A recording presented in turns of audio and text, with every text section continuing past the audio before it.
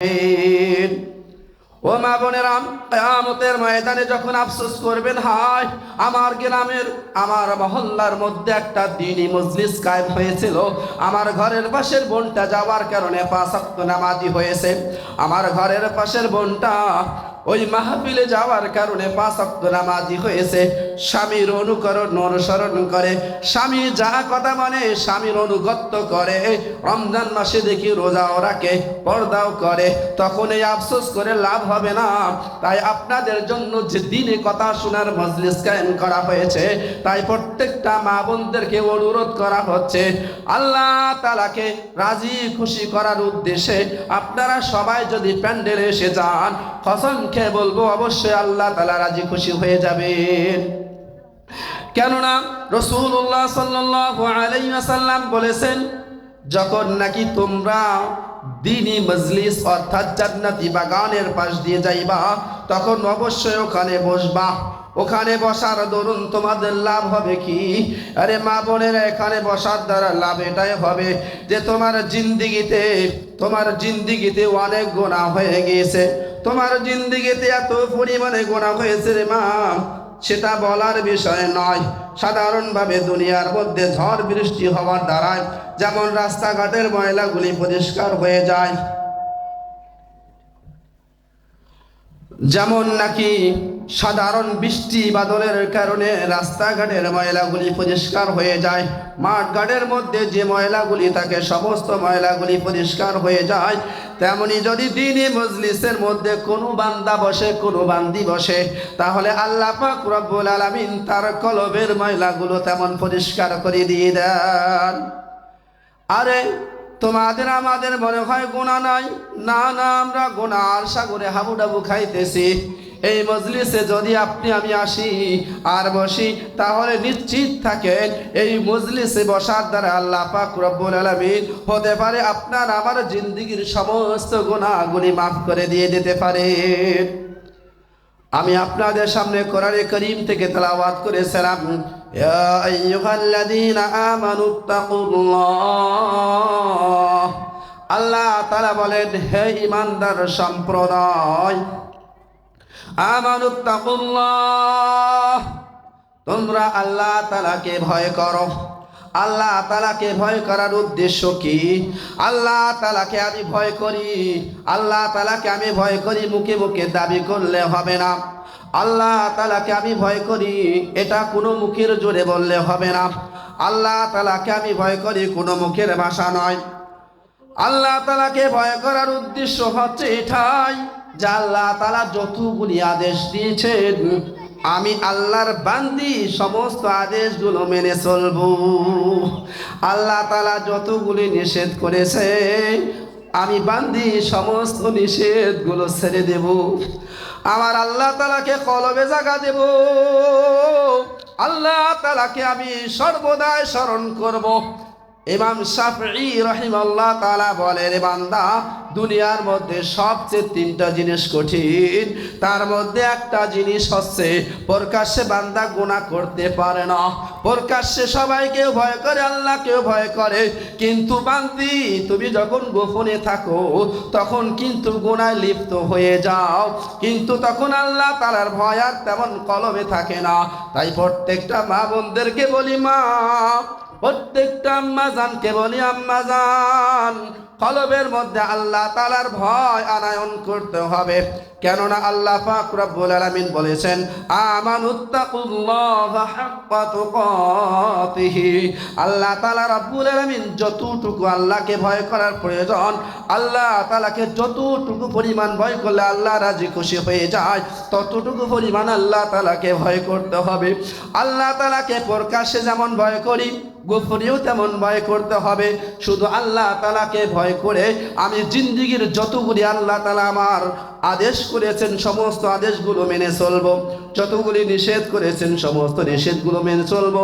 আরে তুমি নিষেধগুলো যদি ছেড়ে দাও, তাহলে কত বড় আল্লাহর ওলি হবা জানো? রাসূলুল্লাহ সাল্লাল্লাহু আলাইহি ওয়াসাল্লাম বলেন, ইত্তাকিল মাহারিবা তাকুন আ'বুদান নাস। রাসূলুল্লাহ সাল্লাল্লাহু আলাইহি ওয়াসাল্লাম বলেন, ওই আম্মা জানেনা, তুমি কি আল্লাহর ওলি হতে চাও, আল্লাহ তাআলার খাঁটি বান্দাই হতে চাও, আল্লাহ তাআলার কাছে প্রিয়তমা বান্দি হতে চাও? আল্লাহ তাআলা যেমন নাকি খাদিজাতুল কুবরাকে দুনিয়ায় থাকা অবস্থায় জান্নাতি ঘোষণা করে দিয়েছেন, আরে ফাতেমা রাদিয়াল্লাহু তাআলা আনহাকে দুনিয়ায় থাকা অবস্থায় জান্নাতি ঘোষণা করে দিয়েছেন। আরে শুধু জান্নাতি ঘোষণা করে নাই, ওয়াল ফাতিমাতু সাইয়্যিদাতু আহলিন নিসা। আরে ফাতেমা রাদিয়াল্লাহু তাআলা আনহার ব্যাপারে রাসূলুল্লাহ সাল্লাল্লাহু আলাইহি ওয়াসাল্লাম বলেন, আরে মা ফাতেমা তুমি তো জান্নাতি মহিলাদের সরদারনি। ওরে মা তুমি কি আয়েশা রাদিয়াল্লাহু তাআলা আনহার মতো হতে চাও? আরে মা তুমি কি রাবিয়া বসরির মতো হতে চাও? আরে মা তুমি কি মারইয়াম আলাইহিস সালামের মতো হতে চাও? তুমি কি ওই আসিয়া আলাইহিস সালামের মতো হতে চাও? তাহলে অবশ্যই ইত্তাকুল্লাহ, কলবের মধ্যে আল্লাহর ভয় জাগা দিতে হবে। ও মা বোনেরা যারা এখনো ঘরে বসে আছেন, কিয়ামতের ময়দানে আফসোস করে লাভ হবে না। ওই সময় হাজারো আফসোস যদি করেন যে আমি মাহফিলে গেলাম না কেন, দুইটা কথা শুনলাম না কেন, আল্লাহ তাআলার ভয়ের কথাগুলি কেন কলবে জায়গা দিলাম না, গুনার কাজগুলো কেন ছাড়লাম না, ওই সময়ের আফসোস কোনো কাজে লাগবে না। তাই সকল মা বোনদেরকে দয়া করে বলি, আল্লাহ তাআলাকে রাজি খুশি করার উদ্দেশ্যে একটা দিন আপনারা সময় দেন। সারা জীবন ঘরের মধ্যে কাজ কাম করেন, একটা দিন আল্লাহ তাআলার পেছনে সময় দেন, দিনের কাজের পেছনে সময় দেন, নিজের হেদায়েতের উদ্দেশ্যে এই মজলিসে চলে আসেন। রাসূলুল্লাহ সাল্লাল্লাহু আলাইহি ওয়াসাল্লাম বলেন, ইত্তাকিল মাহারিমা তাকুন আবুদান নাস। ইত্তাকিল মাহারিমা, সমস্ত গুনার কাজগুলো ছেড়ে দাও। মাহারিম যতগুলি হারাম কাজ রয়েছে সমস্ত হারাম কাজগুলো ছেড়ে দাও, সমস্ত হারাম কাজগুলো বর্জন করে দাও। তাকুন আবুদান নাস, তোমার চোখে যতগুলি আল্লাহওয়ালা দেখো, ইবাদতগার বান্দা দেখো, তুমি সবচেয়ে বহুত বড় আল্লাহর ওলি বান্দি হিসাবে আল্লাহ তাআলার কাছে সাব্যস্ত হয়ে যাইবা, শুধুমাত্র ইবাদতের পাশাপাশি গুনার কাজগুলো ছেড়ে দেওয়ার কারণে। আল্লাহ তাআলার আদেশগুলি মানব, আল্লাহ তাআলার নিষেধগুলো ছেড়ে দেব। তারপরে আল্লাহ তাআলা রব্বুল আলামিন বলে, يا أيها الذين آمنوا اتقوا الله حق تقاته ولا تموتن إلا وأنتم مسلمون। আল্লাহ তাআলা বলে, হে বান্দি, হে মুসলমানের সম্প্রদায়, তোমরা মুসলমান হওয়া ছাড়া কবরের মধ্যে আসিও না, মৃত্যুবরণ করিও না। আরে মাগো, ইসলাম কবুল করেছি, ইসলাম ধর্মের মধ্যে ছোটবেলা থেকে আছি, বাবা মুসলমান আমিও মুসলমান, কিন্তু এই কথাটা খেয়াল রাখবেন, ইসলামের ভিত্তি কিন্তু 5টি। যেমন নাকি এই তাবুটা টাংছে একটা খুঁটির উপর লটকাই নাই, এই তাবুটা টাংতে চারপাশে 4টা খুঁটির প্রয়োজন হয়েছে, মধ্যখানে একটা খুঁটির প্রয়োজন হয়েছে। তেমনি ভাবে ইসলামটাকেও আল্লাহ পাক রব্বুল আলামিন 5টা খুঁটির উপর দাঁড় করাইছে, 4 কোণা 4টা খুঁটি, মধ্যখানে একটা খুঁটি। যদি একটা খুঁটি নড়বড়া হয়ে যায় তাহলে পুরা তাবুটা লড়বড়া হয়ে যায়। আরে মা বোনেরা, কালেমা, নামাজ, রোজা, হজ, যাকাত 5টা খুঁটির আপনি একটা খুঁটিও ছাড়তে পারবেন না। কালেমা পড়ে মুসলমান, কালেমা পড়লেই শুধু মুসলমান নয়, আপনাকে নামাজও পড়তে হবে, রোজাও রাখতে হবে, যাকাতও দিতে হবে, হজও করতে হবে। তাহলে মনে করব আমি ইসলামের ওপর আছি, আমি মরণের সময় মুসলমান হয়ে মরব। ইয়া আইয়ুহাল্লাযীনা আমানুত্তাকুল্লাহ, আল্লাহ তাআলাকে ভয় করতে হবে। শুধু আল্লাহ তাআলাকে প্রকাশ্যে সমাবেশে মানুষের সামনে ভয় করব তা নয়, নির্জনেও ভয় করতে হবে। কেমন নির্জনে ভয় করব? ওই ওমর রাদিয়াল্লাহু তাআলা আনহুর জামানায় একজন দুধওয়ালি, দুধ বিক্রেতা মহিলা গভীর রজনীতে মা মেয়েকে বলে, মাগো তুমি একটা কাজ করো। কাজটা কি? তুমি দুধের মধ্যে পানি মিশায় দাও, দুধের মধ্যে যদি পানি মিশায় দাও দুধের মধ্যে বরকত হবে। আর এলাকার মা বোনেরা যারা আমরা দুধ বেচাই, অন্য কিছু বেচাই, তারা যদি দুধের মধ্যে পানি দেয় তাহলে দেখেন ওই মহিলার ইত্তাকুল্লাহ আমার ইত্তাকুল্লাহর সঙ্গে মিল আছে কিনা। ওই মেয়েটা বলে নামা আমিরুল মুমিনিন খলিফাতুল মুসলিমিন, উনি তো বলেছেন দুধের মধ্যে পানি দিলে তারকে দণ্ডায়মান শাস্তি দেওয়া হবে, অনেক শাস্তির উপযোগী হবে। মাগো দুধের মধ্যে পানি দিতে পারবো না। মা যখন বলল এই কথা, মেয়ে বলল আমিরুল মুমিনিন দেখলে আমাদেরকে ছাড়বে না। মা বলে এত গভীর রজনীতে ওই ওমর কই থেকে আসবে? ও মাগো সেই দিন কিন্তু ওমর ওই ঘরের দরজার সামনে দাঁড়ায় ছিল, ওই রাস্তা দিয়ে হাঁটতেছে আর গ্রামের মানুষগুলির খবর নিতেছে, গ্রামের মানুষগুলি তাল্লাশি করতেছে কে কোন অবস্থায় রয়েছে। ওমর রাদিয়াল্লাহু তাআলা আনহু শুনতেছে ওই মহিলাটা বলতেছে, ওই মেয়েটি বলতেছে মাগো যদি ওমর না দেখে না দেখুক, কিন্তু ওমরের রব আমার রব তো তাকায় রয়েছে। ও মা বোনেরা, আল্লাহ তাআলাকে ভয় কিভাবে করতে হবে? যখন নাকি আপনি আমি প্রকাশ্যে ভয় করি, তেমন গোপনেও আল্লাহ তাআলাকে ভয় করতে হবে। আপনি আমি অনেক যুবতী বোন আছে, তারা নাকি কানের মধ্যে ইয়ারফোন লাগায় ল্যাপের তলে ঢুকে গান শুনি। তাহলে আপনি প্রকাশ্যে শোনেন না, প্রকাশ্যে গান বাজনা দেখেন না, প্রকাশ্যে টেলিভিশন দেখেন না, প্রকাশ্যে এডিও সেট চালান না, প্রকাশ্যে আপনি কোনো ফিল্ম দেখেন না, ছবি দেখেন না, কিন্তু ল্যাপের তলত দেখেন। তাহলে বান্দি তুমি মনে করো প্রকাশ্যে আল্লাহ তাআলাকে ভয় করো, গোপনে আল্লাহ তাআলাকে ভয় করো না। প্রকাশ্যে যেমন আল্লাহ তাআলাকে ভয় করব, গোপনেও তেমন আল্লাহ তাআলাকে ভয় করব। আল্লাহ তাআলা রব্বুল আলামিন আপনাকে আমাকে সৃষ্টি করেছেন। আল্লাহ পাক রব্বুল আলামিন শুধুমাত্র ইবাদত করার জন্য সৃষ্টি করেছেন, আল্লাহ তাআলার আদেশগুলো মানার জন্য সৃষ্টি করেছেন। আল্লাহ তাআলা রব্বুল আলামিন তোমাকে আমাকে সৃষ্টি করেছেন যাতে করে ওনার আদেশগুলি আমরা মেনে চলি, ওনার নিষেধাজ্ঞা যেগুলো সেগুলো যেন আমরা ছেড়ে দেই। তাহলে আপনি আমি এই দুনিয়ার মধ্যে এসে মন চাই জিন্দিগি যদি করি তাহলে কিন্তু হবে না। রাসূলুল্লাহ সাল্লাল্লাহু আলাইহি ওয়াসাল্লাম বলেন, যখন সাল্লাতিল মারআতু খামসাহা, যদি কোনো মহিলা 5 ওয়াক্ত নামাজ যথা সময় আদায় করে, 5 ওয়াক্ত নামাজ যথা সময় আদায় করে। 5 ওয়াক্ত নামাজ কোন মহিলা আদায় করে? যে মহিলা নাকি আল্লাহ তাআলাকে ভয় করে। এলাকার মা বোনদেরকে তালাশ করে দেখা যাবে। আজকে যদি প্যান্ডেলের মধ্যে বলা হয় তোমরা ফজরের নামাজ কয়জন পড়েছ, অধিকাংশ মা বোন বের হয়ে আসবে আমি ফজরের নামাজ পড়ি নাই। তাহলে তুমি ফজরের নামাজ পড়বা না, আসরের নামাজও পড়বা না, মাগরিবের নামাজও পড়বা না, আর মুখে মুখে দাবি করবা আল্লাহ তাআলাকে আমি ভয় করি। না রে বোন না, আল্লাহ তাআলাকে ভয় ওই বান্দি করে যে বান্দি নামাজ ঠিক মতে আদায় করে। ইদা সাল্লাতিল মারআতু খামসাহা, যে মহিলা 5 ওয়াক্ত নামাজ আদায় করবে, ওয়াসামাত শাহরাহা, রমজান মাসের রোজা রাখবে, আরে রমজান মাসের রোজা রাখবে, 5 ওয়াক্ত নামাজ আদায় করবে, ওয়াহাসানাত ফারজাহা, এবং নিজের সতীত্বের হেফাজত করবে।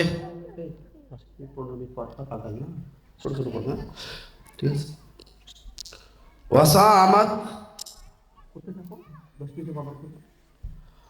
ওয়াহাফাজাত ফারজাহা, নিজের সতীত্বের হেফাজত করে, নিজের সতীত্বের হেফাজত করে।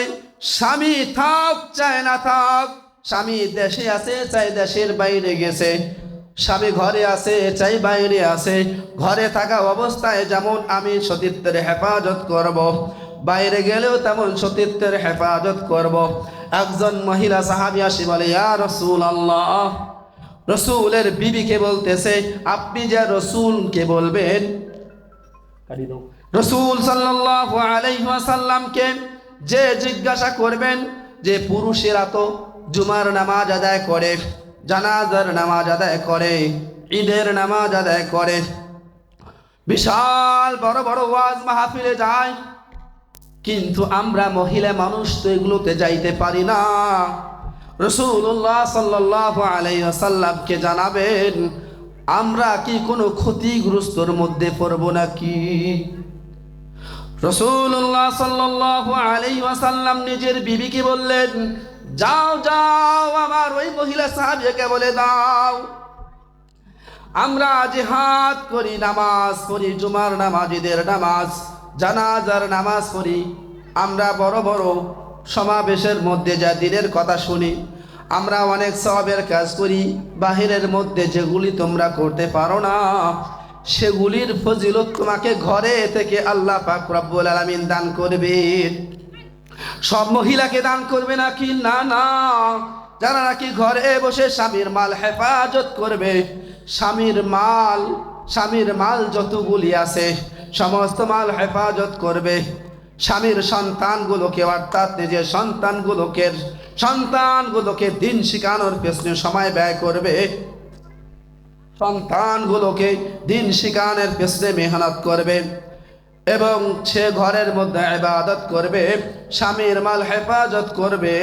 আল্লাহ পাক রব্বুল আলামিন ওই পুরুষ জাতি যারা বাহিরে গিয়ে জানাজার নামাজ পড়ে, ঈদের নামাজ পড়ে, জুমার নামাজ পড়ে এবং তারা জিহাদ করে, যে সব পাবে তোমরা ঘরের মধ্যে স্বামীর মাল হেফাজত করলে আল্লাহ সেই সব দান করবে। ও মা বোনেরা, আল্লাহ পাক রব্বুল আলামিন আপনাদেরকে তো বলেছেন ওয়াকরনা ফি বুয়ুতিকুন্না ওয়ালা তাবাররাজনা তাবাররুজাল জাহিলিয়াতিল উলা। আপনাদের বিষয় আল্লাহ পাক রব্বুল আলামিন বলেছেন ওয়াকরনা ফি বুয়ুতিকুন্না, হে মহিলা সম্প্রদায় তোমরা তোমাদের ঘরের মধ্যে অবস্থান করো। তোমাদেরকে রাস্তাঘাটে বের হতে হলে তোমরা জাহিলি যুগের মহিলাদের মতো নয়। জাহিলি যুগের মহিলারা যেমন বের হয়েছে তেমন তোমরা বের হতে পারবা না। তোমরা নিজের শরীরকে আবৃত করবা, নিজের শরীরকে ঢেকে রাখবা, নিজের শরীরকে ঢেকে প্রয়োজনীয় কাজে বের হতে পারবা, কিন্তু জাহিলি যুগের মহিলাদের মতো নয়। কিন্তু তোমাদের জায়গা কিন্তু থাকার ঘরে। ও মা বোনেরা, তোমরা আজকে থেকে নিয়াত করে নাও, আজকে থেকে আমি ইত্তাকুল্লাহ, আল্লাহ তাআলার ভয় কলবে রেখে 5 ওয়াক্ত নামাজ যেমন ফরজ, রোজা যেমন ফরজ, হজ যেমন ফরজ, তোমাদের জন্য পর্দা করাও তেমন ফরজ।